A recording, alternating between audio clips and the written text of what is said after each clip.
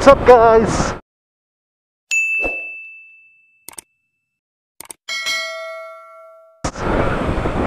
It's me Vlogjack and welcome back sa aking YouTube channel. At kung bago pa lang kayo sa aking YouTube channel ay huwag niyong kalimutan na i-click ang aking subscribe button. Sama niyo na rin ang aking bell para maging updated kayo sa mga videos na i-upload ko pa. So, welcome back ulit guys. So, as I promise guys, yan, makikita nyo naman sa title ng aking video is papakita ko sa inyo yung Sniper 155R, yung mas latest sa Sniper 155, bagay bagong sniper. Ayan, yung nakaraang video, ayan yung nakita ko sa inyo yung Sniper 155. So ngayon naman papakita ko naman sa inyo yung Sniper 155R.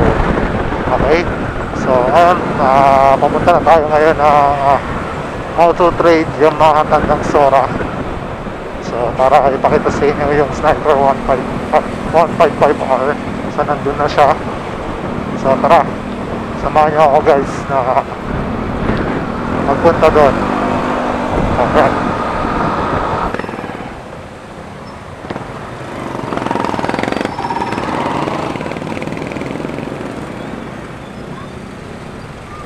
So yun guys, malapit na tayo.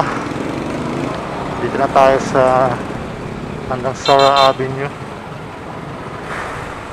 So yun guys, nandito na tayo. So welcome again sa Auto Trade Yamaha Tandang Sora. Kaso nga lang, hindi ko alam kung saan ako papasok.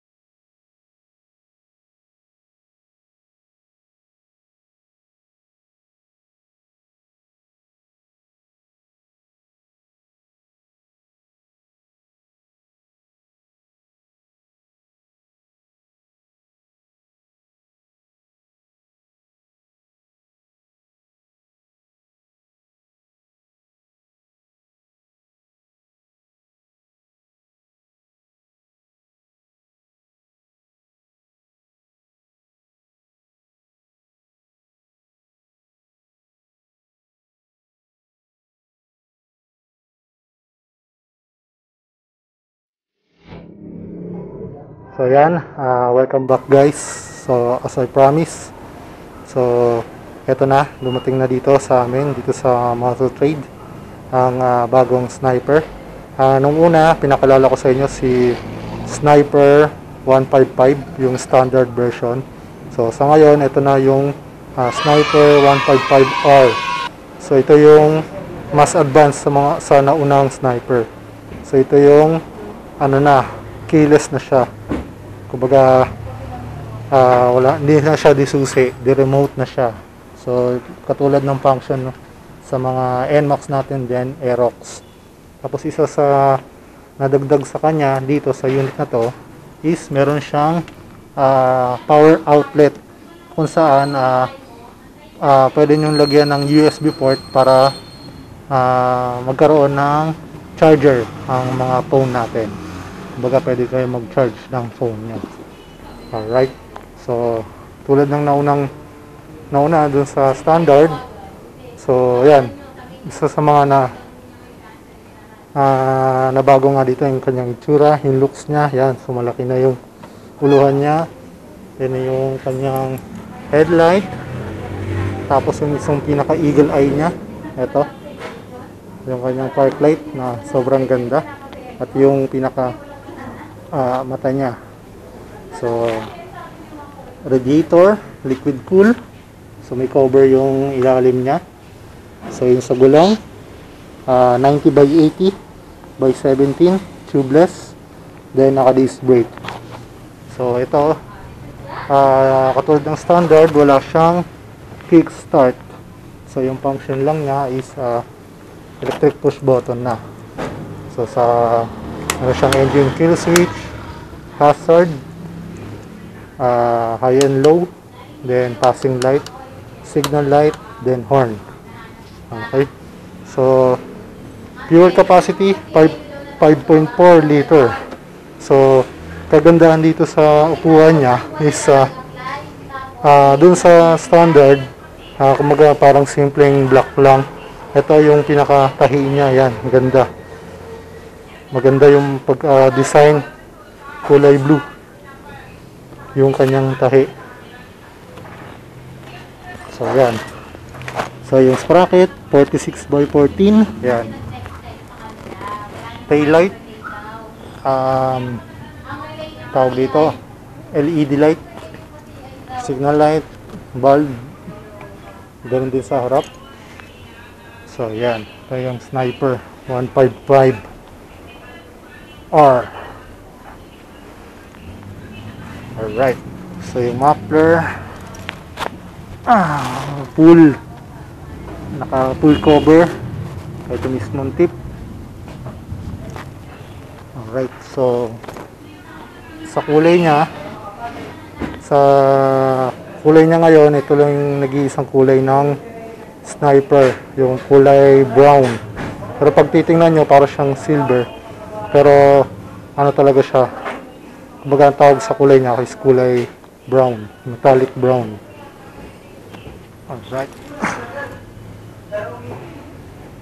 isa sa bago sa kanya, ito yung may design na nakalagay dito Sniper na kulay blue sticker lang siya mga paps.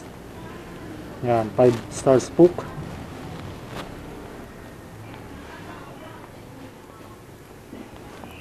Ganun din sa likod. Yan, so size ng gulong sa likod is 120 by 70 by 17. Alright,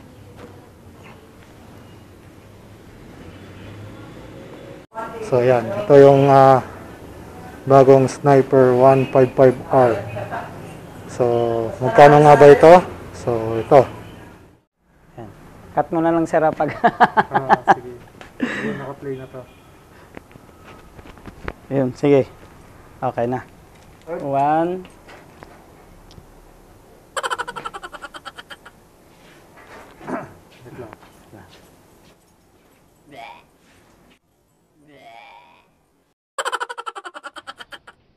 Okay.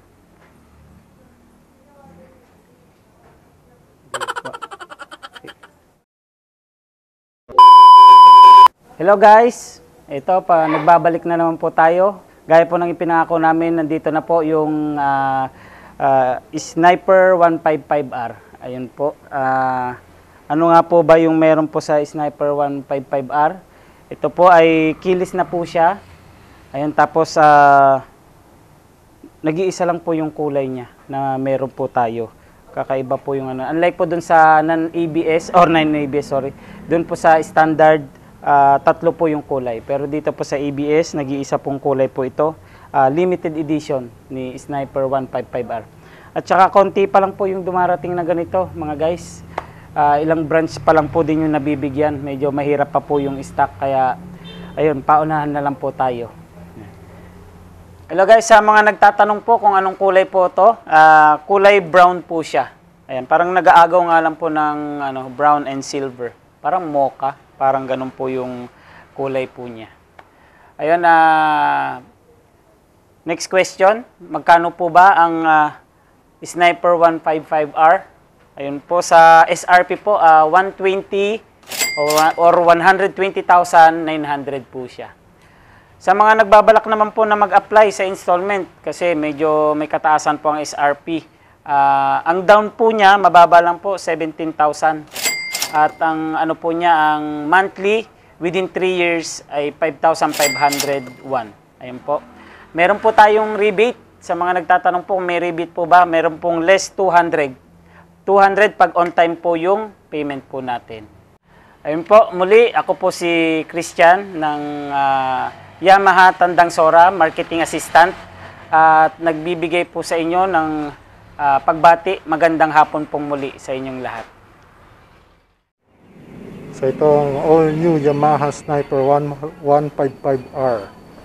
So come and visit na lang po sa mga Motor Trade branches. Available na po ito sa lahat ng branch namin sa Motor Trade and Yamaha.